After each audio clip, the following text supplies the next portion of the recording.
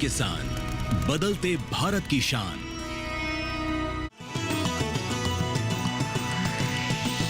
DD किसान, बदलते भारत की शान।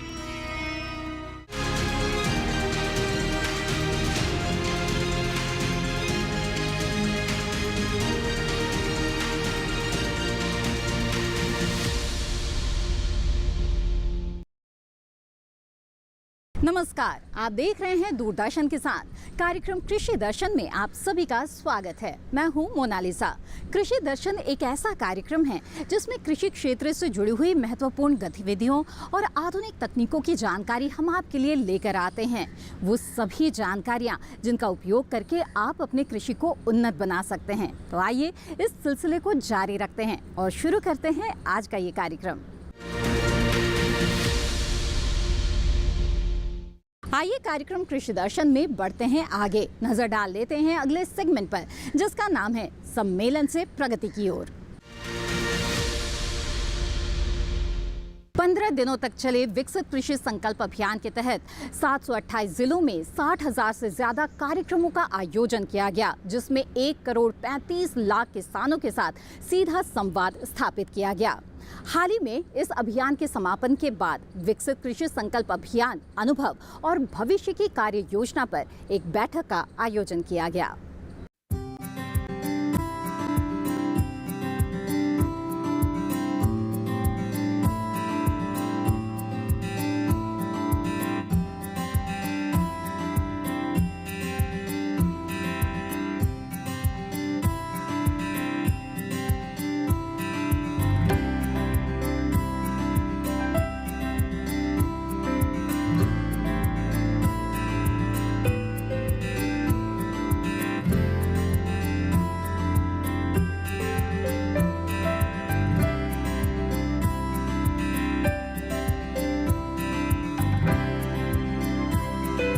है समय नदी की धार के जिसमें सब बह जाया करते हैं, लेकिन कुछ ऐसे होते हैं इतिहास बनाया करते हैं।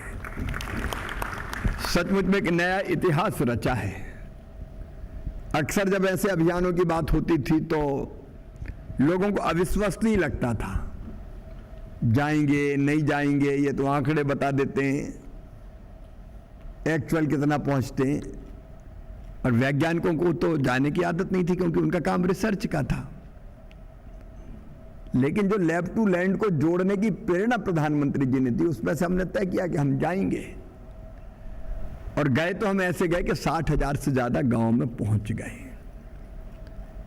ये स्वतंत्र भारत के इतिहास की एक अद्भुत घटना है, जिसमें वैज्ञानिक, मतलब मैं कहूंगा आधुनिक महर्षि, भाई जिनके पास टैलेंट है, ज्ञान है, उस ज्ञान से शोध कर रहे हैं, रिसर्च कर रहे हैं, और उसका वास्तविक लाभ किसानों को मिले उसके लिए प्रयत्न कर रहे हैं। तो सचमुच में मैं हृदय से सबको बहुत बधाई देता हूं।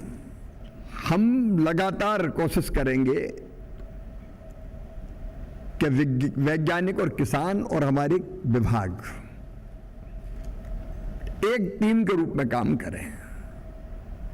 मैं फिर दोहराता हूं, 1 nation 1 agriculture and 1 team. We are a team, हम टीम है एक।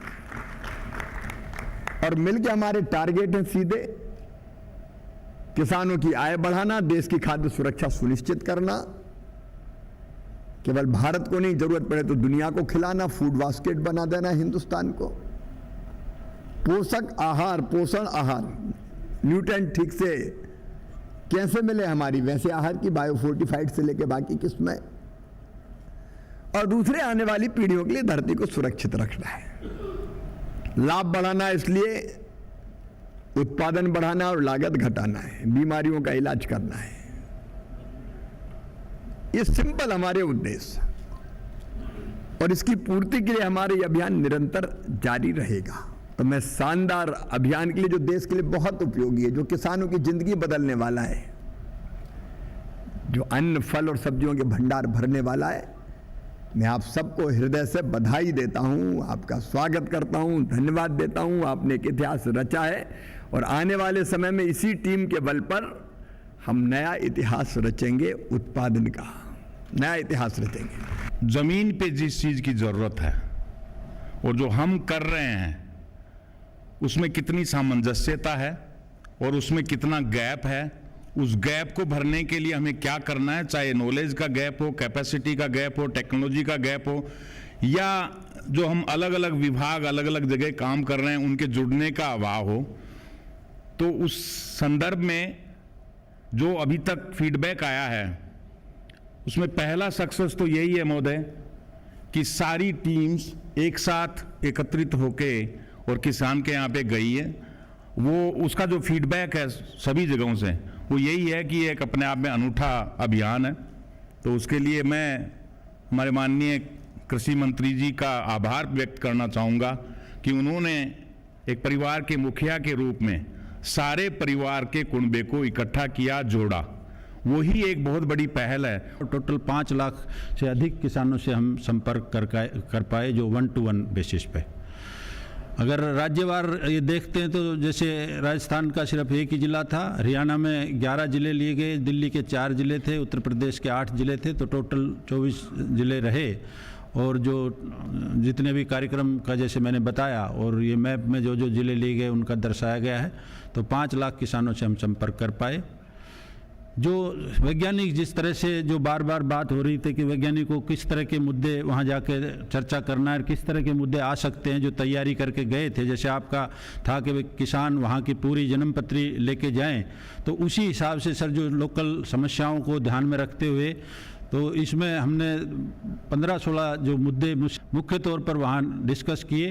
तो उसमें सबसे पहले जो वैरायटीज़ की बात की, जैसे कि जिसमें कि क्लाइमेट रेजिलेंट वैरायटी, बायोफोर्टिफाइड, और क्योंकि ये खरीफ का प्रोग्राम था तो इसमें ज़्यादा जो जोर वैज्ञानिकों ने दिया वो धान पे, मक्की पे, ज्वार पे, बाजरा, मूंग, अरहर और सब्जियों पे और फलों पे ध्यान दिया उसमें। उसके अलावा जो सीड प्रोडक्शन का किसानों को किस तरह से वो करें कि क्वालिटी के बारे में जब वो बीज खरीदते हैं तो किन बातों का ध्यान रखें बीज खरीदते वक्त, क्योंकि अपने क्षेत्र की किस्म लें, उस पर टैग हो और एक जो है रिलायबल सोर्स से बीज लें। तीसरा उसमें ये था सर क्रॉप डाइवर्सिफिकेशन की, जैसे बात करते हैं बार बार पर्टिकुलरली इस क्षेत्र में, तो उसमें किस तरह से हम बागवानी का, जैसे शहरी क्षेत्र में बागवानी का किस तरह से योगदान बढ़ाएं। फोडर क्रॉप्स का ज़्यादातर एक समस्या रहती है और दलहनों का जो बढ़ावा देने के लिए सब्जियों का और फ्रूट्स के बारे में बात की गई। प्लांटिंग मटेरियल और नर्सरी का एक मुख्य मुद्दा रहता है, जहाँ भी बागवानी का कार्य होता है तो उस पर विस्तार से जानकारी दी। किचन गार्डनिंग, न्यूट्रिशन गार्डन पे भी जैसे पूसा का एक किट आता है सर सब्जी का, रबी खरीफ का, उसके बारे में जानकारी दी गई। और जितना भी मल्टीलेयर फार्मिंग का, जैसे बहुत से किसान आप भी सर गए थे जैसे, तो वहाँ पे देखा था कि जैसे नर्सरी का भी काम था और सभी किस्में, और आपको दिखाया भी गया था जब हम टिकीपुर में गए, तो उस पर भी हर जगह चर्चा की गई। और इंटीग्रेटेड जो पेस्ट मैनेजमेंट और न्यूट्रिएंट मैनेजमेंट पे भी, जैसे IPM को किस तरह से हम लागू करें, उसके बायोजेंट्स के बारे में, ट्रैप्स के बारे में, और जो नेशनल पोर्टल है सर जो उसके बारे में जानकारी दी गई। और बैलेंस फर्टिलाइजर्स का जैसे सॉइल हेल्थ कार्ड के बेस पे फार्म मैकेनाइजेशन, जैसे डॉक्टर राजवीर ने बताया, तो वो क्योंकि एक मुख्य मुद्दा रहा तो उस पर भी चर्चा की गई, मुख्य तौर पे पैडी के केस में, वेजिटेबल्स में और स्प्रे वादी के बारे में। पोस्ट हार्वेस्ट और वैल्यू एडिशन पे भी, जैसे प्रोसेसिंग, पैकेजिंग वगैरह पे जो उस पर पूर्ण चर्चा की गई। प्रोग्रेसिव फार्मर और कुछ अन्य एजेंसीज भी इस पूरे अभियान में भागीदार रहे। इसमें सर टोटल जैसे 4 राज्य इसमें हमने लिए थे जो NCR के, दिल्ली का पूरा था, हरियाणा, उत्तर प्रदेश के कुछ ज़िले थे, उसके साथ ही राजस्थान का एक ज़िला उसमें कवर किया गया था। और टोटल 24 ज़िले इसमें कवर किए, जिसमें 745 टीमों ने इन 15 दिनों में भ्रमण किया। 25 जून को ग्रामीण विकास मंत्रालय और कौशल विकास एवं उद्यमिता मंत्रालय के बीच में एक ऐतिहासिक MOU पर हस्ताक्षर किए गए। इस समझौते का उद्देश्य ग्रामीण युवाओं को रोजगार प्रदान करना, उन्हें आवश्यक कौशल प्रदान करना है। इस पहल के जरिए दोनों मंत्रालय मिलकर ग्रामीण भारत में आत्मनिर्भरता और उद्यमिता को एक नई दिशा देंगे।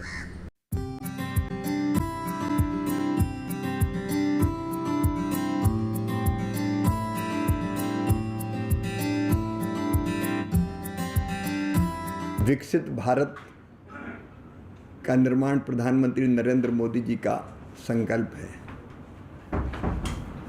और विकसित भारत बनाने के लिए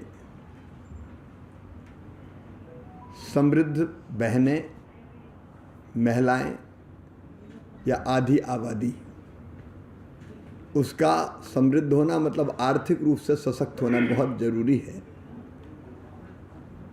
मुझे बताते हुए प्रसन्नता है कि देश में लगभग 10 करोड़ दीदियां स्वयं सहायता समूह से जुड़ी हुई है। लगभग 91 lakh 91 lakh self help groups यहाँ काम कर रहे हैं और दीदियाँ अलग अलग तरह की कई गतिविधियों में लगी हुई हैं। उनमें से 1 करोड़ 48 लाख तो लखपति दीदी बन चुकी हैं, मतलब जिनकी आमदनी 1 लाख रुपया सालाना से ज़्यादा हो चुकी है। प्रधानमंत्री जी ने संकल्प लिया है 3 करोड़ लखपति दीदी बनाने का। और लखपति बनाना मतलब काम धंधा वो शुरू कर पाए, उसके लिए ज़रूरी है ट्रेनिंग भी, प्रशिक्षण भी। और आज प्रशिक्षण के लिए दीदियों के एक महत्वपूर्ण समझौता हुआ है भारत सरकार के ग्रामीण विकास विभाग और कौशल विकास के बीच में, कौशल विकास विभाग के बीच में।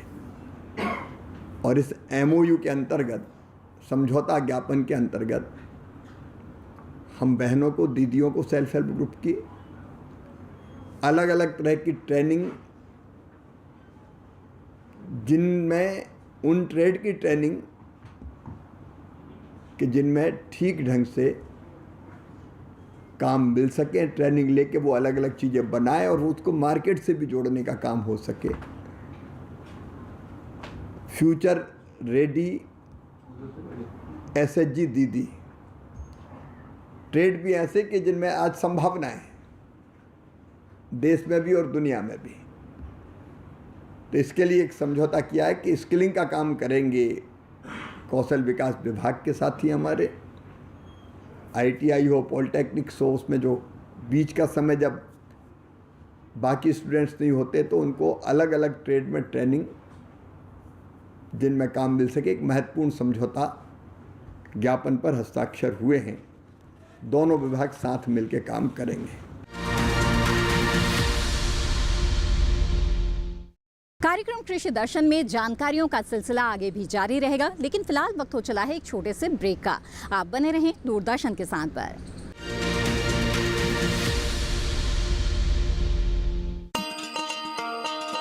किसान भाइयों, गांठ बांध लो, गांठ बांध लो।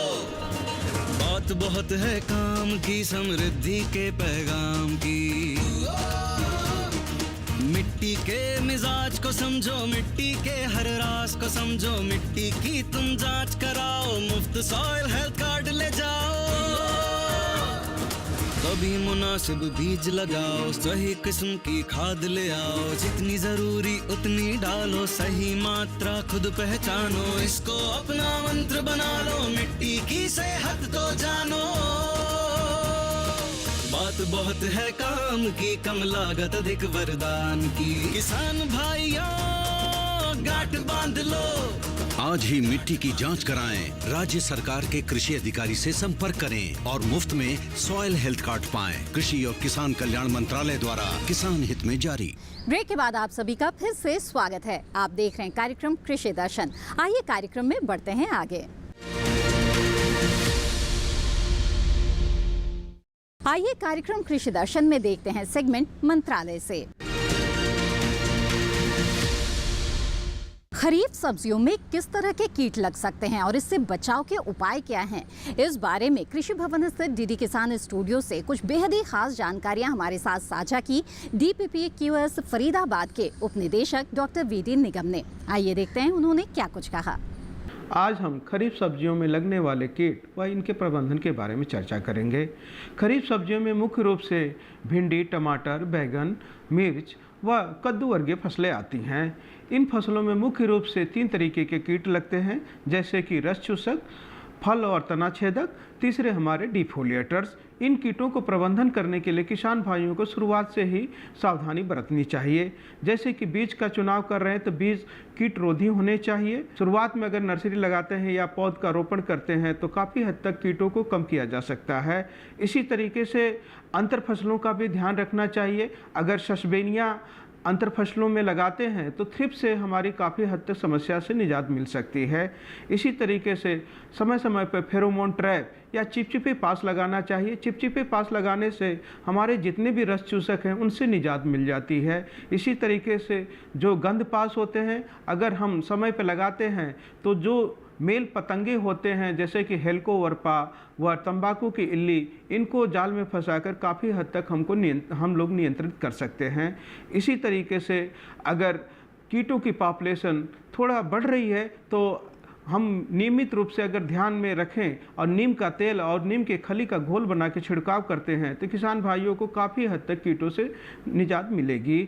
और अगर कीटों की पॉपुलेशन ETL लेवल जिसको बोलते हैं आर्थिक दहलीज स्तर पे आ गई है तो उससे आने से पहले अगर CIB-RC जो अनुशंसित दवाइयां हैं अगर उनको इस्तेमाल करते हैं तो काफ़ी हद तक उनको रोकथाम में मदद मिलती है।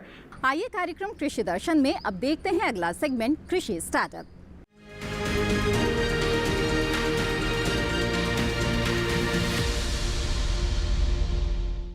कृषि क्षेत्र में इन दिनों कई ऐसे किसान हैं जिन्होंने अपने आप को प्रगतिशील किसान के तौर पर स्थापित किया है। इसके पीछे इनकी कड़ी मेहनत तो है ही, इसके साथ ही जो आधुनिक तकनीकें हैं इन्हें भी वो अपने खेत में इस्तेमाल करते हैं और जिसकी वजह से उन्हें अपार सफलता हाथ लगी है। आज वो दूसरे किसानों के लिए भी प्रेरणा स्रोत बन चुके हैं। तो आइए मिलते हैं ऐसे ही एक सफल किसान से।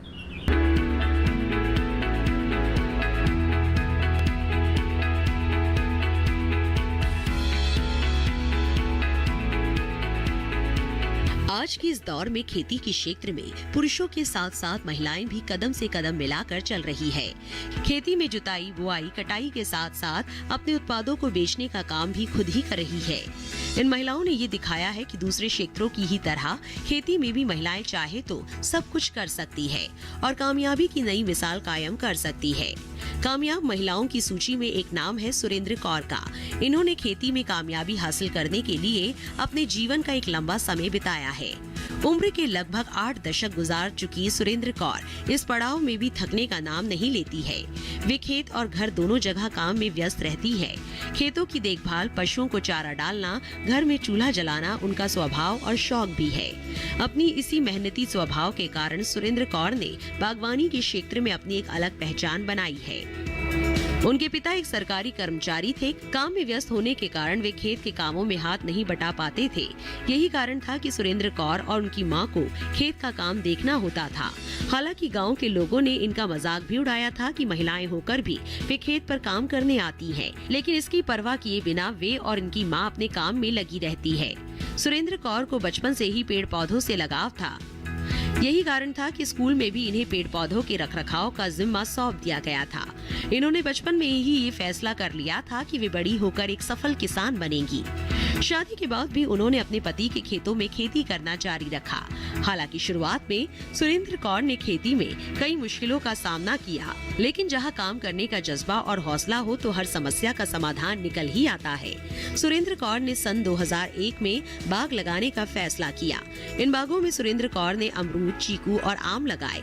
वो दिन रात मेहनत करने लगी। पहली बार उन्हें लगा कि उनके सपनों के फल देने का समय आ गया है। अपनी बागवानी की इसी शौक के कारण सुरेंद्र कौर जीवन में सब कुछ हासिल कर पाई। 32 एकड़ में फैले अपने फलों के खेतों को देखकर सुरेंद्र कौर को लगता है कि उनका सपना सच हो गया है।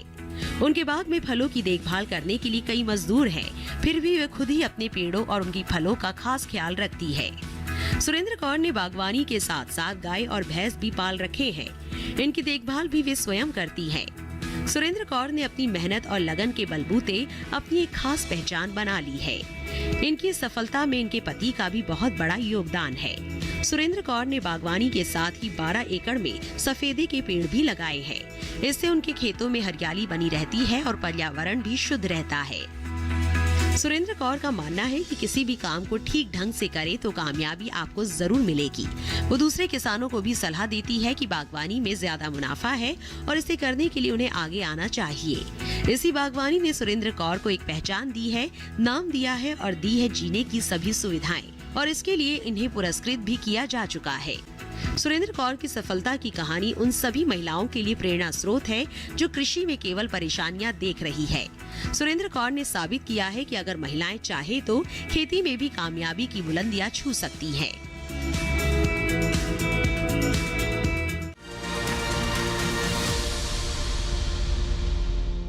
कार्यक्रम कृषि दर्शन में जानकारियों का सिलसिला आगे भी जारी रहेगा, लेकिन फिलहाल वक्त हो चला है एक छोटे से ब्रेक का। आप बने रहें दूरदर्शन किसान पर।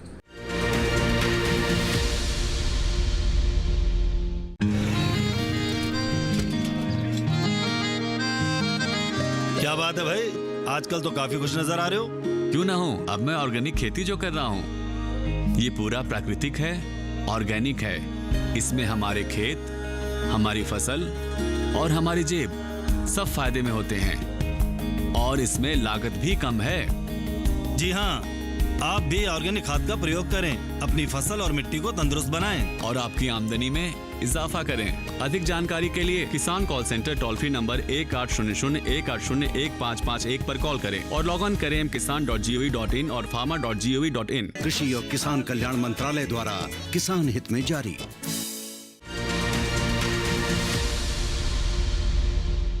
नमस्कार किसान भाइयों और बहनों, मैं हूं आपका एआई एंकर कृष। आज हम बात कर रहे हैं बैंगन की खेती के बारे में। बैंगन की खेती गर्मियों में बड़े पैमाने पर होती है और कम पानी वाले क्षेत्रों के लिए CT 111 किस्म उपयुक्त मानी जाती है। यह किस्म रोग प्रतिरोधी, कांटे रहित होती है और एक गुच्छे में 4 से 9 फल देती है, जिसकी पहली तुड़ाई 60 से 65 दिन में हो जाती है। किसान इसे राष्ट्रीय बीज निगम NSC की वेबसाइट से ऑनलाइन खरीद सकते हैं। फिलहाल 4 पौधे 80 रुपए में 20% छूट के साथ उपलब्ध हैं। इसकी खेती के लिए रेतीली दोमट मिट्टी, 5.5 से 6.6 pH और अच्छी जल निकासी जरूरी है। बुवाई के समय पौधों और क्यारियों के बीच 60 सेंटीमीटर की दूरी रखनी चाहिए। CT 111 किस्म कम पानी में भी अच्छी उपज देती है, जिससे किसान लाभ कमा सकते हैं। इसी तरह कृषि और किसानों से जुड़ी हर महत्वपूर्ण जानकारी के लिए हमारे साथ जुड़े रहिए और देखते रहिए DD किसान। धन्यवाद। आइए कार्यक्रम कृषि दर्शन में आगे बढ़ते हैं और देखते हैं अगला सेगमेंट फार्मिंग इंडिया।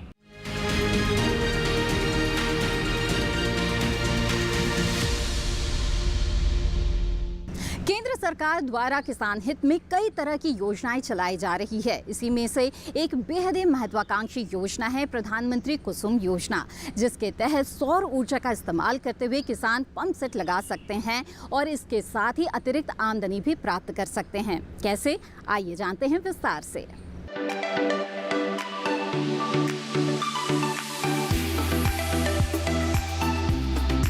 सरकार ने फरवरी 2019 में प्रधानमंत्री किसान ऊर्जा सुरक्षा एवं उत्थान महाअभियान PM कुसुम योजना शुरू करने की मंजूरी दी थी। इस योजना का मकसद सौर ऊर्जा क्षमता विकसित करने में किसानों की मदद करना है। इससे किसानों को आय बढ़ने के साथ ही खेती के लिए पानी की जरूरत पूरी होगी। इसके जरिए वर्ष 2022 तक 30.8 गीगावाट बिजली उत्पादन का लक्ष्य रखा गया है। इस योजना के तहत किसानों को सब्सिडी पर सोलर पैनल मिलते हैं, जिससे वे बिजली बना सकते हैं। जरूरत भर बिजली का इस्तेमाल करके वे बाकी को बेचकर अतिरिक्त आय भी हासिल कर सकते हैं। इस योजना में 20 लाख किसानों को सोलर पंप बनाने में मदद की जाएगी। 15 लाख किसानों को ग्रिड से जुड़े सोलर पंप लगाने के लिए धन मुहैया कराया जाएगा। इस योजना पर सरकार ने 34,422 करोड़ रुपए खर्च करने का ऐलान किया है। PM कुसुम योजना के 3 घटक हैं। पहला, विकेंद्रित ग्रिड से जुड़ी 10,000 मेगावाट की क्षमता के सोलर पावर प्लांट स्थापित करना, जिसमें हर प्लांट की क्षमता 2 मेगावाट तक की होगी। दूसरा घटक 20 लाख सौर ऊर्जा चालित कृषि पंपों की स्थापना। 15 लाख किसानों के सिंचाई पंप को सोलर पंप से जोड़ना। इस योजना के जरिए बिजली और डीजल से चलने वाले सिंचाई पंप को सोलर एनर्जी से चलने वाले पंप में बदला जाएगा। सोलर पैनल से मिलने वाली बिजली का इस्तेमाल किसान पहले अपने सिंचाई के काम में करेंगे। उसके अलावा जो अतिरिक्त बिजली बचेगी उसे विद्युत बिजली वितरण कंपनी को बेचकर किसान 25 साल तक आमदनी कमा सकते हैं और प्रदूषण भी कम होगा। सोलर पैनल 25 साल तक चलेगा और इसका रखरखाव भी आसान है। इससे किसानों को हर साल 1 एकड़ पर 60,000 रुपए से 1 लाख रुपए तक की आमदनी अगले 25 साल तक हो सकती है। किसानों को अपने में सोलर पैनल स्थापित करने के लिए केवल 10% रकम का भुगतान करना होता है। केंद्र और राज्य सरकार किसानों को बैंक खाते में 60% की सब्सिडी देती है। केंद्र और राज्य की ओर से बराबर का योगदान देने का प्रावधान है और बैंक की ओर से 30% लोन का भी प्रावधान है। इस लोन को किसान अपने होने वाली आमदनी से भी आसानी से भर सकते हैं। किसानों को इस योजना का लाभ उठाने के लिए सरकारी वेबसाइट https://mnre.gov.in पर जाकर रजिस्ट्रेशन कराना होगा। इसके अलावा आधार कार्ड, प्रॉपर्टी के दस्तावेज और बैंक खाते की जानकारी भी देनी होगी।